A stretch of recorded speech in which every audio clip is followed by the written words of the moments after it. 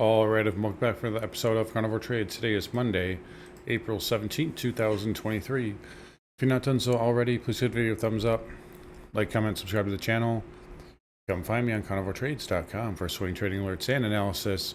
Anyways, let's get into it today. So markets are trading fractionally higher. It doesn't look like that from the intraday here, but you can see we basically opened flat. We had a little kind of minor breakdown there in the morning and then to the afternoon. And then we tried to roll over here and made a new low of the day, and then it was really just squeeze fest ever since then. As soon as we got above this 412 area here, that red bar, it was really off to the races here, and we're now trading basically at the highs of the day. I think probably max move is just about in for the day here. But market's holding up and staging a pretty impressive rally here. Again, volume very light. One of the kind of tip-offs here is, you look at the Russell 2000 this morning, and that was never negative, right? So that, had a nice move. We went sideways, we pulled back a little bit, but, even at the lowest point of the day for the spiders, the Russell was well off the lows. The Dow was making a new low. The NASDAQ didn't make a new low. It made its low in the 1220 time frame, but Russell holding up. Also, the KRE has been green all day long, so that's getting defended, and that's generally a good sign when you see that. The transports, they did dip negative as well, but for the most part, they were green pretty much all day long. So again, some leading indicators here that we were likely to hold up okay. The semiconductors still on the much weaker side here. As you can see, still red on the day. That is kind of dragging the Qs down just a little bit, as the Qs are really just at the flat line right now. I know Google, they had some news this morning that's getting hit a little bit, down 2 3/4. They're still holding trend though. There's nothing wrong with this pattern here. You do have an inside bar there, and you're holding that 20 period moving average there on the daily time frame. So no issues here with Google, but it did move lower here. Obviously on the open, and that is bringing the triple Qs down. Tomorrow we do have Netflix, so that's going to be moving tech, and I think Tesla is on Thursday. So again, market kind of, if you just look at the daily time frame here, you could say, okay, it's just a little bit of a pause day, market waiting on earnings, and I think that's kind of what happened here.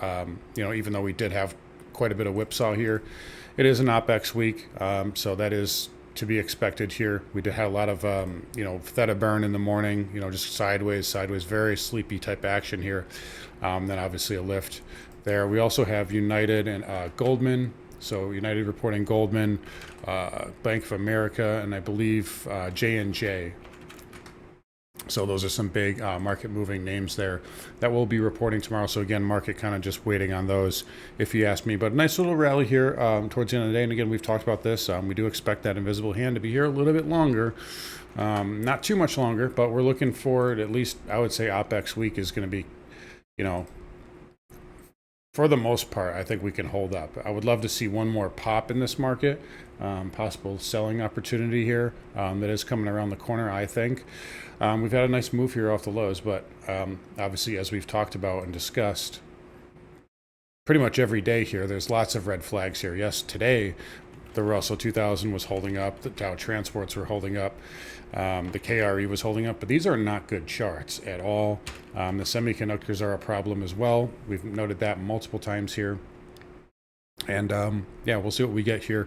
But for right now, market's hanging in there. Okay, we'll see how those earnings play out going into tomorrow. It looks like we're just going to stall out in this area here until the end of the day. We've got about 20 to 25 minutes left. So anyways, over to the Qs here. So down just 5 basis points, almost at 0.5%, 14 cents. But hanging in there, okay. Still think it wants to hammer on that gap fill. We'll see what we do here going into, maybe Netflix can, get this thing off the ground here. You do have a nice little consolidation pattern. So, we could get a little bit of a bid. Tesla later the week. I don't know what they're going to, who knows what they're going to do. The chart's definitely a little bit on the weaker side here. You have an up move, and it rallied back nicely, but that was a pretty good fade. It looked good up until right here, and then we gapped down, and now we're back below that 190 area. So Tesla under a little bit of pressure. But again, if they announce a good quarter, this can go higher. It's just really that simple. The earnings are really the only thing I've found that can completely negate a chart pattern. So in any case, Tesla hanging in there okay for now. About the triple Qs, Again, we'll look for that gap fill, maybe a little bit higher here. Again, we talked about that 329 level potentially. If we start to break down and we lose this level here, Qs are going back to 307. So just be careful with that. But for right now, they're holding up just fine. Russell 2000 here again, just not a great pattern. It's holding up. It's trying to consolidate beneath that 180 level. Can it get a pop? Yes, it's possible, but this is a weekly bear flag. It's a weekly bear flag inside of a monthly bear flag, right? So not a strong chart pattern there, and we do not want to see that in small caps, but that's what we're seeing. So take that as you will moving forward. Dow holding up okay inside day. Green bar, 1-2 pullback. If this consolidates, it can get to 343, and that's about it for now. SMH here, which we mentioned already, down 1/3%. It's hanging in there. Okay, trend is up. Let's get rid of this rising wedge because I don't care about that anymore. It's been broken down and violated. We really just care about this big one at this point. Could we pull back into this area and get one more bid? It's certainly possible. I'm not so sure that happens here. I think the semis are divergent, making lower highs for a reason. And I'm not so sure they can get up into that area here. Again, I don't see a ton of upside. I haven't seen a lot of upside really for the last month in the semiconductors. And I maintain that position right now unless something changes here. So there's also that looming elephant in the room of Taiwan. China basically circling Taiwan at this point. IGV here, cloud software, again, upside bias to 310. Until proven otherwise, you lose these pivots, then this can go much lower. But for right now, it's hanging in there just fine. We'll leave it at that. Dow Transports here, again, green today, holding up today. But, you've been making lower highs since February 1st, and we're nowhere near that blow-off top move. Look at the spiders here. We're only, a stone's throw away from 418. Whereas you look at the transports, they are lagging very, very significantly. That's telling you we're headed to recession. So that's what that means there, in case you're wondering. But transports are hanging in there today. If you get through these pivots, then we can maybe get up to 14,750. So that's what we'll look for there, if that can happen. Back below 14,000, and then this gets into some trouble here. All right, over to bond land. So interest rates getting hit a little bit today. The 2-year losing a little bit of the structure here. So it did make a slight lower low there on the daily. It's still safe for now. The weekly is fine. You're just kind of back testing this area, and as long as you stay above that 20-week moving average, it's okay. If we break below that, which eventually we will, I don't know if it's going to happen right away, but eventually that will happen. The Fed's going to have a serious problem. So we'll just leave it at that. 10-year backing off as well. That's still holding up okay for now. And the same thing with the 30-year. That's a pretty good sell there today on the 30-year as well. But again, still hanging in there okay for now. Nothing dire just yet. XHB, so over to the home builders. These just continue to be, we got some positive data this morning and continue to be really strong.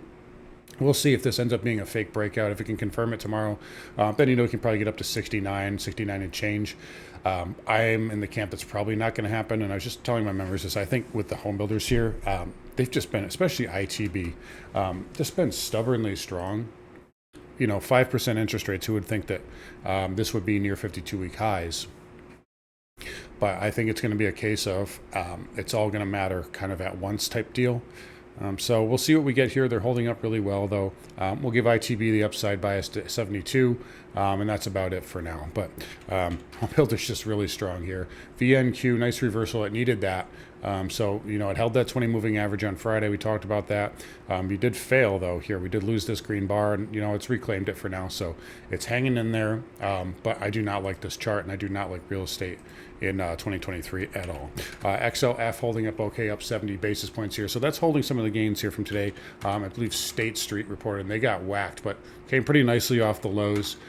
Schwab also coming off the lows, so that's helping out the XLF there. Again, Goldman and Bank of America tomorrow. That's really all that matters at this point. If they both miss, it's going to be a big problem. I would think that those banks, though, they're the bigger banks, so they're kind of reaping the benefit of a lot of this regional bank failure. So I can't see Bank of America doing too poorly, although it did have a nice jump the last couple of days, so maybe some of that's starting to get priced in. So we'll see what it does, but they're holding up okay. There's Wells having a big day as well, and Citigroup backing off. That had a huge day on Friday, so nothing terrible. There is a lot of resistance right here at $50, and Goldman as well. I would honestly, right now, I would short this myself if they didn't have earnings tomorrow. I like this level a lot. But I mean, this is you're overbought going into that 250 moving average. There's a gap right here, pivot, breakdown area. That's a classic short setup. You just can't do it in front of earnings, unless you want to roll the dice on a lotto, whatever you want to do. But not my style there to short it in front of earnings because, who knows, it could gap up to 360 if it doesn't. But anyways, Fin's holding up. Broker dealers hanging in there okay for now. Still a weekly bear pattern there. I do not like that. Crude backing off a little bit here today. It is a little bit off the lows though. So a little bit of a roll over. Still fine unless you lose this pivot. You lose 79, then this is in trouble. Then you kind of, you're going to have to rely on that 20 period moving average. Right now, there's nothing terrible though. I know that daily candle doesn't look that great, especially with that 200 above it, but the weekly is still fine. I'm a little bit neutral on it. Again, I still think it needs to come back in, but I'm not convinced it's ready to do that just yet. So we'll see what it does here, but it's trying to consolidate. It's trying to do some backing and filling. We'll see how it shapes up. Tomorrow, XLE did back off a little bit today, though, down 1.2% in an up tape. So still struggling with that 100 moving average. You thought it had a good chance of establishing itself above that on Friday, but still struggling a little bit here. As you can see there on the daily, XOP backing off nicely. That trend line's been stiff resistance there. And then the OIH also backing off as well. Again, no pattern to do anything with for oil services right now. Nat gas getting a nice bid up 8%. And that is above this. So if you've been following nat gas, this 225 area has been kind of a tough area. Just hasn't been able to get above that. We had a nice bid a couple weeks ago, above it, or hammering on it, and now we finally pushed above it. So nat gas with a nice move there. Possible little Wyckoff bottom there on the 4 hour as well. And sellers just been hammering on that $2 level for weeks now, and they just haven't been able to get it through. So nat gas getting above that Q level. Next level is about 240 to 250. So we'll see if nat gas can get going, but it does need to follow through, right? It's had some nice up bids. Had a nice bid last Monday and Tuesday, and then it just couldn't hold it. Why couldn't it hold? Well, because the dollar index came back in, and now the dollar index is green into that double bottom, and nat gas is getting a bid. So we'll see what it does here. Dollar index, speaking of that, we're into that 20 period moving average. This can still test lower prices. I can't rule that out here, but it's had a nice reaction off double bottom. We'll see what it does. If it puts in a pattern, it probably wants to go higher. But for right now, nice little double bottom defense, and that's helping out nat gas right now. That's just the way the algos have set it up. So anyways, as you can expect, gold is backing off here with the dollar strength, still holding that 20 moving average there on the daily and that 2000 level psychological number there. Also, this green bar, so that was your breakout bar. Low is 1994. You get a daily close below that, that's a big negative for gold. So just so, at least on the daily time frame, that would probably bring you back to 1975. Just so be aware of that. But gold's holding up here, and it did come off the lows nicely. Silver also came off the lows, but nice retrace there, down 1.34% currently. I think that wants the 20-day moving average and probably that 2450 level. Eventually, it can get back to 24. But yeah, nice pullback there for silver. Very overbought going into resistance. Platinum hanging in there just fine. I have no problems with this. If this goes sideways, this can go higher. Platinum is in good shape right here. And out of the precious metals, I would rather be in this on the long side than gold or silver right now. This is way less overbought, and the pattern here is much better here. But there is still a lot of resistance up in this area. But so if it can consolidate, it does okay. But again, silver, I mean, just wait. I mean, you're up 30% here in a month. That's, I can't chase something like that. And same thing with gold, especially with it being up on fear. But I like platinum at this level if it can flag a little bit. Copper backing off. I've got really nothing to say about copper here. If it wants to go higher, 425, I could see it getting to. But ultimately, you guys know I think it's going lower. All right, Bitcoin here. So I just hit the wire. Bitcoin now has 0 DTE. Now has 0 DTEs. Yes, that's true. That just hit the wire. So I'm not sure when that starts. I just read that. That'll be interesting. One thing I've noticed with the 0 DTEs too is we've had a lot less gamma squeezing. They're able to kind of keep gamma under control, and I think that's probably the real underlying reason why they're doing this.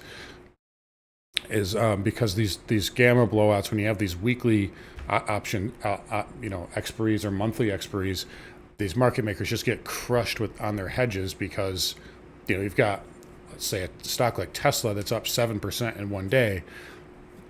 Now there's, like, say, 3 weeks until expiration. Well, when there's only a day till expiration, it gives them like more control over the gamma, I guess, if that makes sense. But and they kind of can block those extra rallies with those gamma walls. But if they break, it gets crazy on an intraday basis. But I don't know, what's going to happen here. But Bitcoin is down. It's pulling back a little bit here. No technical damage. I mean, did lose this kind of little bullish structure here. But, as long as you're above 28.5, and that 20 moving average, it's fine. It's fine for now. This is your breakout area, right? You consolidated right here. As long as you hold this area, you can get up to 32. It's hanging in there okay, but we'll see how that plays out there with those 0 DTEs moving forward. All right, over to the spiders here one last time. So we're hanging in there okay, up 17 bips. And we'll probably just stall out in this range again. I think I said that at the beginning of the video.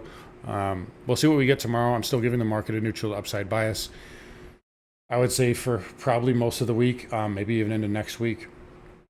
After that, I think we could go into a window of risk, but I'd like to see us get a little bit more extended before that happens. Maybe some earnings can cause some blow-off moves here in this market. Maybe I'd like to see the banks really take off and get everybody kind of thinking the crisis is over. But we'll see what we get here. By the way, the VIX, new 52-week lows there. So that is starting to get attractive there as we get closer to Options X. Anyways, guys, going to wrap up here. You guys take care. Come find me on carnivoretrades.com. I'll talk to you guys all tomorrow.